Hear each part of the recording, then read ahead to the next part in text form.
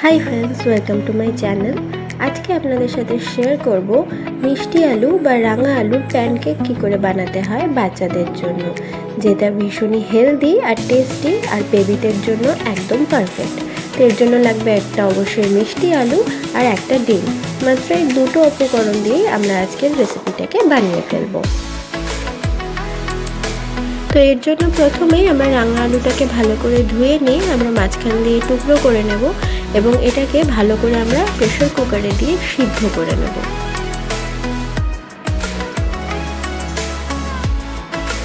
মোটামুটি 4 থেকে 5টা সিটি দিলে হাই ফ্লেমে, তাহলে এটা ভালোভাবে সিদ্ধ হয়ে যাবে।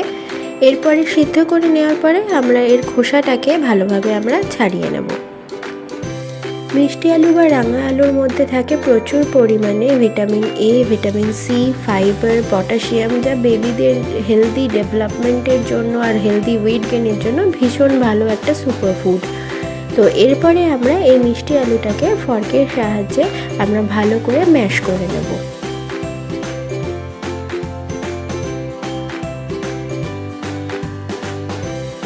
এই দেখতে পাচ্ছেন, এটা ভালো করে আমরা ম্যাশ করে নিয়েছি। এরপরে এর মধ্যে আমরা অ্যাড করে দেব ডিমটাকে। আপনার বেবি যদি 10 মান্থসের উপরে হয় তাহলে অবশ্যই এই রেসিপিটি আপনি তাদেরকে করে খাওয়াতে পারেন।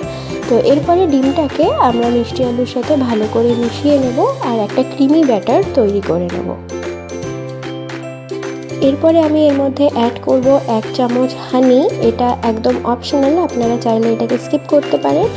আর এটা আপনার বাচ্চা যদি 1 বছরের নিচে হয় তাহলে একদম হানি এর মধ্যে অ্যাড করবেন না।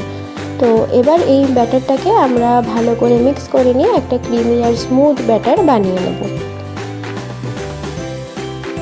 এরপরে একটা ননস্টিক প্যানের মধ্যে আমরা অল্প বাটার নেব আর সেই বাটারটাকে প্যানের মধ্যে আমরা ভালো করে মাখিয়ে নেব। এরপরে আমরা যে ব্যাটারটা রেডি করেছিলাম সেটাকে ছোট ছোট গোল গোল আকারে আমরা প্যানের মধ্যে দিয়ে নেব।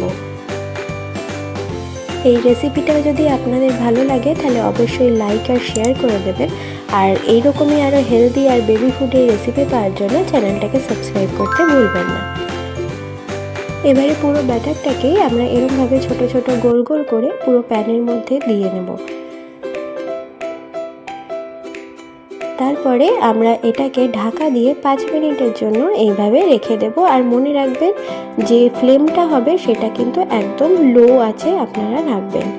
তারপরে 5 মিনিট পরে ঢাকাটাকে সরিয়ে আমরা এটাকে উল্টে দিয়ে আবার আমরা এটাকে ঢাকা দিয়ে 5 মিনিটের জন্য রেখে দেব।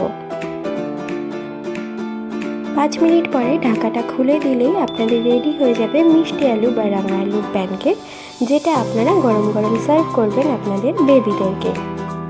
আর এটা আপনি বাচ্চাকে সকালের ব্রেকফাস্ট হিসেবেও দিতে পারেন, আবার সন্ধ্যাবেলা স্ন্যাক্স হিসেবেও দিতে পারেন।